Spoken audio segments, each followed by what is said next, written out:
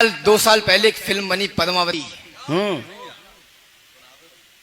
लोगों ने अपने घर भर लिए।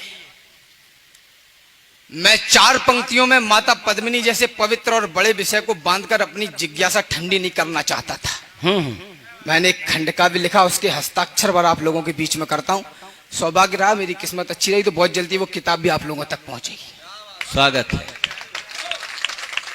दृश्य सिर्फ इतना कि रावल रतन सिंह को दिल्ली से छुड़ा के ले जाया गया है चित्तौड़, और गोरा और बादल दिल्ली में बलिदान हुए हैं। बस यहीं से कविता शुरू करता हूं। स्वागत कि रतन सिंह आजाद हुए तो खिलजी खिसियाया था।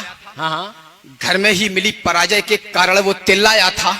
मेवाड़ धरा के कुछ सैनिक पिंजरे को तोड़ गए थे और मुगलियों की आंखों को लज्जित छोड़ गए थे। अरे गोरा बादल चचा भतीजे लाखों पर भारी थे। युद्ध कला के कर्तव्य उनके सचमुच तलवारी थे। बिना शीश के युद्ध लड़ा था, कथा अमर कर आए। जीत गई रजपूती और मुगलों के मुंड झुकाए। उधर नगाड़े बजे, इधर दिल्ली में मातम छाया, और अहंकारी खिलजी खुद में झल्लाया। अरे बोला सेना से मुस्तंडो जाओ और मर जाना, अपने बेहूदे चेहरे मुझको अब नहीं दिखाना।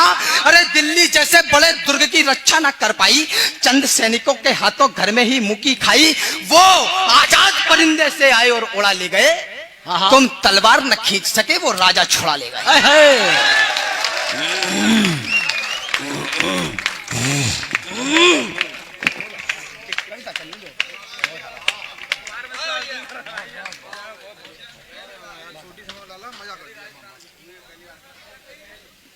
तुम तलवार न खींच सके वो राजा छुड़ा ले गए। और ये एक बात बता दूं, ये पहला मंच है। एक गुजरात में अहमदाबाद के मंच पे मैंने इसके 2-4 से छंद पढ़े थे। रचना पूरी पहली बार पढ़ रहा हूं और विश्वास भी दिलाता हूं कि मैंने ही लिखी है।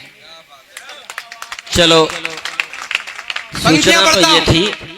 हाँ, उसने मुझको ललकारा है, मैं उसको ललकारूंगा। वाह। घर में घुसकर मारा है, मैं घर में घुसकर मारूंगा। अरे हाथी घोड़े सजवाओ, भाले बरछी उठवा लो, सारी तलवारें तीर कटारी पर धारे रखवा लो। कूच करो चित्तौड़ दुर्ग की घेराबंदी कर दो। जो आंखें पद्मिनी को देखें वो आंखें अंधी कर दो। अरे बूढ़े बच्चे विधवाओं पर रहम नहीं तुम खाना।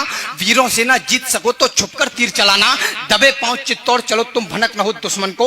मैं गर्दन से दूर करूंगा रतन सिंह के तन को। तो खिलजी अपनी सेना लेकर पहुंचा उस माटी में, बलिदानी धरती के ऊपर मेवाड़ी घाटी में। एक मुश्त सेना को रोका, जोरों से चिल्लाया और कायरों के समूह को एक फरमान सुनाया।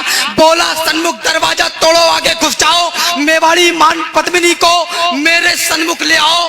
जो ही सैनिक बड़े सभी का सहसा मन कुलाया। किला नहीं था सन्मुख, उनको काल खड़ा दिखलाया।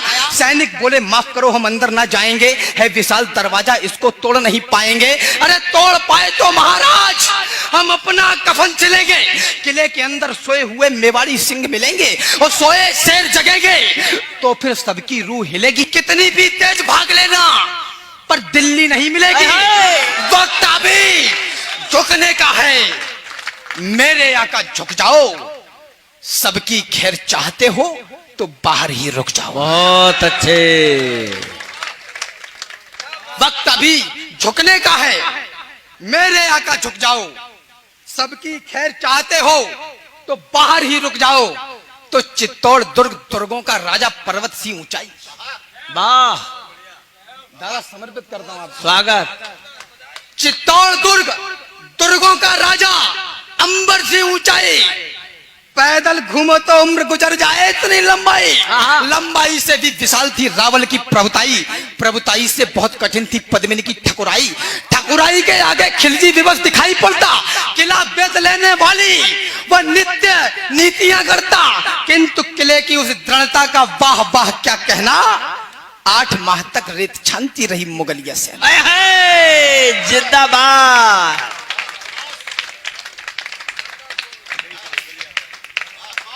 8 माह तक रेत छानती रही मुगलिया सेना। 8 माह तक रेत छानती रही मुगलिया सेना। दीवार दुर्ग की दधक रही थी दंगल के जंगल में। और दुष्ट दारुण दुख पाते मेवाड़ी मंगल में जिधर देखते थे केवल बस रेत दिखाई पड़ता, सन्मुख किला, किले सन्मुख रणखेत दिखाई पड़ता। सुनो सहस्त्रो शंकर का सम्मान किले के ऊपर और एकलिंग महादेव वरदान किले के ऊपर।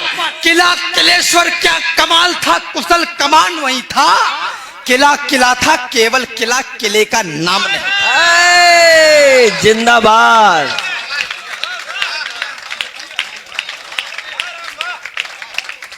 किला बढ़िया। किला था, केवल किला किले का नाम नहीं था। तो गुप्तचरों ने देखा और राणा रावल से बोले, हाँ हाँ, पहले सांस संभाली और फिर धीरे से मुंह खोले, बोले हुकुम, किले के बाहर काले घन छाए हैं। हाँ हाँ, खिलजी के कायर सियार द्वारे तक चढ़ाए हैं। खिलजी की सारी सेना है थोड़ी दूर किले से। हाँ। उस रोज खबरिये रतन सिंह के उतरी नहीं गले से। हाँ। थे महान बलवान, किंतु दिल में खलबली मची थी। उस दिन रावल को सचमुच गोरा की कमी खली थी। हाँ। ऐसा नहीं कि सूर्य चमकना अपना छोड़ गए थे। हाँ, एक आरोप लगा इतिहास में कि दाना पानी बंद कर दिया, जब दाना पानी खत्म हो गया तो लड़ने के लिए आए। हाँ, मैं उन इतिहासकारों के सामने एक प्रश्न खड़ा करता हूं। बिना नेतृत्व वाली सेना, बिना राजा की सेना मेवाड़ से लेकर दिल्ली तक जाकर खिलजी के जबड़े से अपने राजा को छुड़ा के ला सकती है, गजब। तो वो 8 महीने दाना पानी खत्म होने का इंतजार नहीं करेगी। नहीं करेगी। तो जिंदाबाद। किले के बाद निकल के आपका कलेजा चीर के हाथ में दे देगी। भाई वाह। ऐसा नहीं कि सूर्य चमकना अपना छोड़ गए थे, ऐसा नहीं वो लड़ मरने का सपना तोड़ गए थे, ऐसा नहीं कि शेर मांद में छुपकर बैठ गए थे, ऐसा नहीं मृत्यु के भय से चुपकर बैठ गए थे, ऐसा नहीं मुगल सेना का पहरा सख्त हुआ था, ऐसा नहीं कि ठकुराई का ठंडा रखता हुआ था, ऐसा नहीं कि राजपुताने में रणवीर नहीं थे, ऐसा नहीं कि रावल की तरकस में तीर नहीं थे, ऐसा नहीं कि उनकी तलवारों पर धार नहीं थी, ऐसा नहीं कि मेवाड़ी मिट्टी खुददार नहीं थे।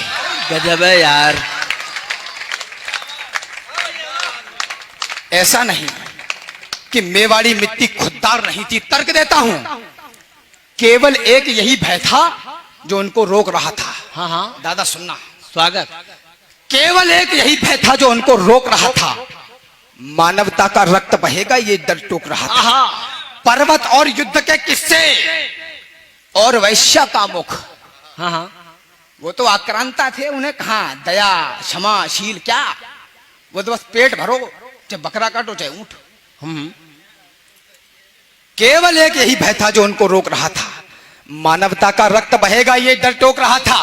पर्वत और युद्ध के किस्से और वैश्या का मुख, ये तीनों समुचित दूरी से ही देते सुंदर सुख।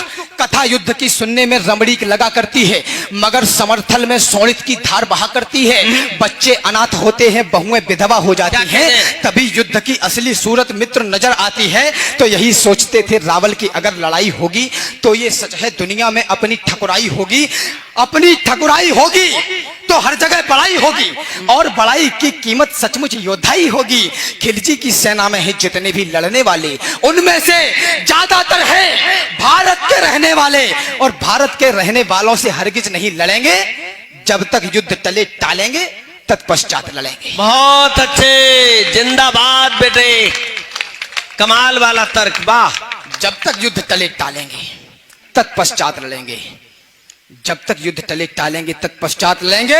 तो सभा बुलाई गई और सारे मंत्री बुलवाए, सच्चे महारथी और योद्धा भी दरबार में आए। हाँ हाँ, कोई कहे शत्रु सन्मुख है, रावल देर न करना, और पड़ोसी राजाओं के लिए टेर मत करना। है सच्चा सूरवीर वही जो मारे या मरता है, कितने भी स्वर्ण सिंह घेरे पर सिंह नहीं डरता है, कितने भी स्वर्ण सिंह घेरे पर सिंह नहीं डरता है। कोई बोला महाराज आदेश करो तो कर दें, एक बार फिर मुगलों में रजपूती लोहा भर दें।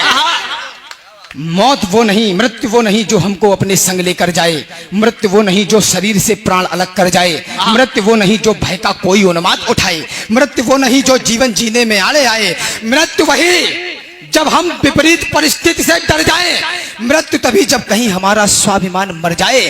राजन क्षमा, मगर कहता हूं कौन मृत्यु होती है? शत्रु अगर ललकारे तो बस मौन मृत्यु होती है। और योद्धा की तलवार समर में चमत्कार करती है, तो मौत खड़ी होकर फिर उसका इंतजार करती है।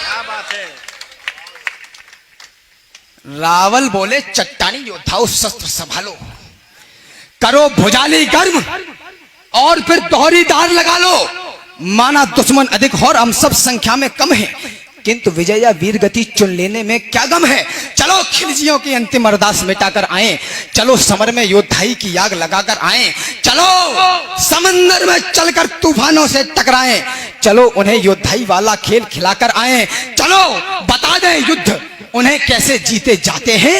7 लाख से कुछ हजार किस दम पर टकराते हैं, 7 लाख से कुछ हजार किस दम पर टकराते हैं। तो आज पुकारा मातृभूमि ने आज दिवस आया है, आज कृपा है महाकाल की क्या अद्भुत माया है। आज पुकारा मातृभूमि ने आज दिवस आया है, आज कृपा है महाकाल की क्या अद्भुत माया है। अरे आज देवगण हर्षित होकर हमको देख रहे हैं और स्वर्ग से सुमन हमारे ऊपर फेंक रहे हैं। आज कालिका और दुर्गा का आशीर्वाद मिला है, जन्मभूमि की रक्षा वाला आज प्रसाद मिला है। इन कृपा सुमन और आशीषों को व्यर्थ न जाने देना, जीते जी तुम स्वाभिमान पर आंच न आने देना। याद रहे जीते जी दुश्मन अंदर ना घुस पाए और प्रतिष्ठित आन बान पर दाग नहीं लग पाए। याद रहे कि उस योद्धा का मान हुआ करता है जो मातृभूमि की रक्षा में बलिदान हुआ करता है। अरे विजय अगर हो तो ऐसी कि अंबर पुष्प गिराए और वीर गति हो तो ऐसी इतिहास अमर हो जाए। विजय वीर गति हो तो ऐसी इतिहास अमर हो जाए। पहले कफन बांध लो सर पे, फिर भगवा बंधवाओ। बढ़िया। पहले कफन बांध लो सर पे, फिर भगवा बंधवाओ। इस जीवन की महाकाल को अंतिम भेंट चढ़ाओ। अंतिम बार नमन कर लेना वीरों इस माटी को, अंतिम बार नमन करना बलिदानी परिपाटी को, अंतिम बार भवानी के चरणों में भाल झुका लो, अंतिम बार सभी रिश्तेदारों को गले लगा लो, अंतिम बार करो दर्शन चित्तौड़ दुर्ग नामी का, अंतिम बार करो आवाहन एक लिंग स्वामी का, अंतिम बार एक दूसरे को दे लो आज बधाई, अंतिम बार अंत तक लड़नी होगी तुम्हें लड़ाई। सब कुछ सब कुछ सब कुछ सब कुछ अंत हुआ था पर उसको अनंत कर डाला। पाषाणी पतझड़ को झटके में बसंत कर डाला। मेवाड़ी दल संख्या में कम किंतु हौसले बागी, एक तरफ से लगन सभी को वीर गति की लागी। पुरुषों ने तो कफन और केसरिया संग बधाया, इधर रानियों ने भी सुंदर जौहर कुंड बनाया। ठाकुर ठाकुरानी पाषाणी सीमा लांग रहे थे, एक दूसरे से मरने की आज्ञा मांग रहे थे। बहुत अच्छे।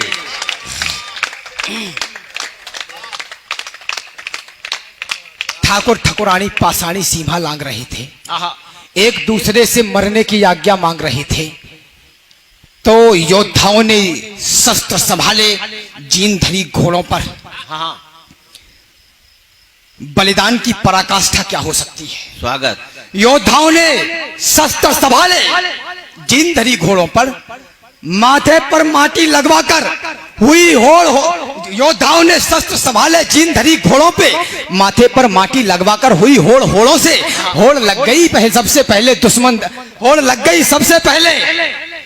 जाकर कौन मरेगा, सबसे पहले रक्त तिलक मिट्टी का कौन करेगा, सबसे पहले दुश्मन दल में जाकर कौन नचेगा, सबसे पहले खिलजी की छाती पर कौन नचेगा, सबसे पहले मातृभूमि का कौन दुलार करेगा, सबसे पहले मातृभूमि का कौन दुलार करेगा, सबसे पहले मातृभूमि का कौन श्रृंगार करेगा। तो केवल मैं गूंज रही थी, हम तुम शब्द नहीं था, सबने ही ओंकार भरी थी, कोई निशब्द नहीं था।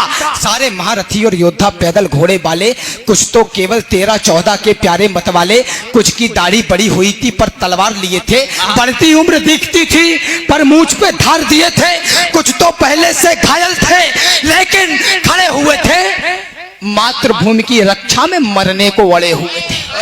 जिंदाबाद है।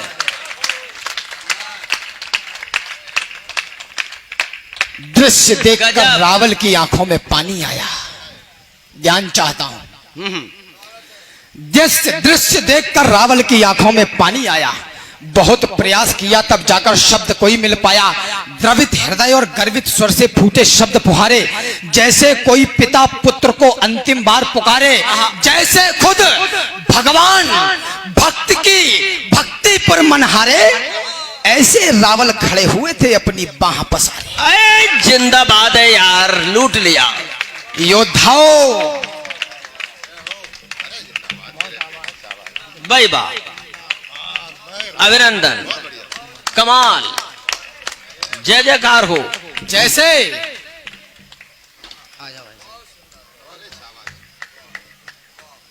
बस 5 मिनट और रहूंगा। अरे अब तो सवेरों निकाल देंगे लला। जैसे खुद भगवान भक्ति पर मनहारे, आहा, ऐसे रावल खड़े हुए थे अपनी बाह पसारे। योद्धाओं, तुम ही हो गौरव गान बचाने वाले। आहा, तुम ही हो मेवाड़ वंश का मान बचाने वाले। तुम ही हो रानी पद्मिनी की आन बचाने वाले। हाय हाय। तुम ही भरत वंश का हो अभिमान बचाने वाले। बढ़िया। तुम ही सत्य सनातन का यशगान बचाने वाले। नमन तुम्हें है पूरा हिंदुस्तान। जिंदाबाद। और ये हिंदुस्तान का ही राजा कर सकता है अपने सैनिकों के सामने। नमन तुम्हें है पूरा हिंदुस्तान बचाने वाले। तो राजपूत बोले, राजन इसका अभिमान नहीं है। आहा, राजपूत बोले, राजन इसका अभिमान नहीं है, ये दायित्व तो हमारा है, कोई ऐसा नहीं है। अरे मातृभूमि है माई, तो माई के लिए लड़ेंगे। जिसमें खेले हैं उस अंगनाई के लिए लड़ेंगे। सत्य सनातनता की ऊंचाई के लिए लड़ेंगे। अटल राष्ट्र भारत की प्रभुताई के लिए लड़ेंगे। अरे किसी और के लिए नहीं, भाई के लिए लड़ेंगे। जिंदाबाद। जग में भरत वंश की ठकुराई के लिए लड़ेंगे। क्या कहना है।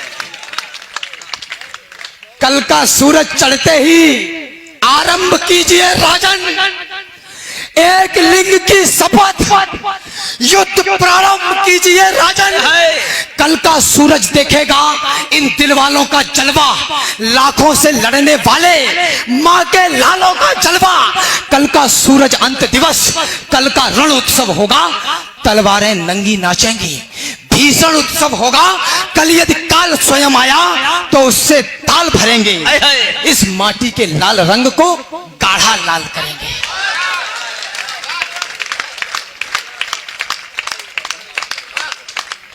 फाटक खुले, किले भीतर से लावा फूट पड़ा था। फाटक खुले, किले भीतर से लावा फूट पड़ा था और मुगलियों पर भूखे सिंहों सा टूट पड़ा था। पद चापों से उड़ी धूल धरती को गगन बनाती, मातृभूमि की रक्षा का क्या अनुपम दृश्य दिखाती। हर हर महादेव की ध्वनि से गुंजित हुई दिशाएं, तभी अग्नि की तेज लपट से चलने लगी हवाएं। बड़े बड़े बड़े काल से हाथ मिलाने, सर पर कफन लपेटे, आज चले आखेट खेलने एक लिंग के बेटे। बहुत अच्छे।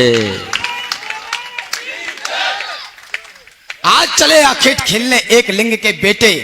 आसमान विष भुने हुए बाणों को उगल रहा था और काल भी तीव्र गति से जीवन निगल रहा था। योद्धा अपनी योद्धाई का कर्तव्य दिखा रहे थे। माटी और लाल होवे सो सोनित मिला रहे थे। उस रोज मौत रणभूमि में कईयों मौतें मरती थी, तलवार ढाल से टकराती थी, टंकारे भरती थी। उस रोज दामिनी भाले की नौकों से खेल रही थी और कालिका स्वयं स्वर्ग से रक्त उड़ेल रही थी। गजब है यार। रावल की तलवार चली तो बंद हो गई घड़ियां, चारों ओर बिछी दिखती थी रक्त सनी अंतड़ियां। कहीं कटे सिर पड़े, कहीं पर पड़े मांस के टुकड़े, कहीं रक्त से सने अंग फिरते थे बिखरे बिखरे। कहीं गजानन घायल होकर पस्त दिखाई देते, घोड़े कहीं बिना पैरों के त्रस्त दिखाई देते। कोई कहीं मृत्यु के भय से पवन समान बहा था, कहीं कोई दल हाथ पसारे सर को ढूंढ रहा था। तो स्वाभिमान की एक कथा रणमध्य गढ़ी जाती है। उधर किले के भीतर भी एक जंग लड़ी जाती है। शाका इधर उधर जौहर, क्या तालमेल अलबेला। मातृभूमि की रक्षा में क्या हुआ खेल अलबेला। स्नान ध्यान के बाद हाथ जब एक लिंग के जोड़े, लगी भवानी जब पहले थे लाल रंग के जोड़े। लाल रंग के जोड़ों संग लाल रंग के जोड़ों संग सारे श्रृंगार किए थे। वो सारे श्रृंगार माता ने अंतिम बार किए थे। पहला श्रृंगार आंख में जब काजल की धार लगाई, अश्रु छलकना पड़े, तभी लक्ष्मण रेखा बनवाई। दूजा श्रृंगार भाल पर माने जब बिंदी को धारा, ऐसा लगा माता ने मस्तक पर दिनकर अवतारा। श्रृंगार तीसरा होठों पर जब लाली को लगवाया, अंगारों से अदर हो गए, अग्निकुंड दहकाया। श्रृंगार चौथा श्रृंगार मात पद्मिनी का आज विश्व ने देखा, जब मां ने माथे पर डाली स्वाभिमान की रेखा। श्रृंगार पांचवा हाथों की मेहंदी से बोल रहा था, स्वाभिमान का रंग नई पीढ़ी में घोल रहा था। छठवां श्रृंगार कर्ण कुंडल मनमाने लटक रहे थे, जैसे कोई देशभक्त दीवाने लटक रहे थे।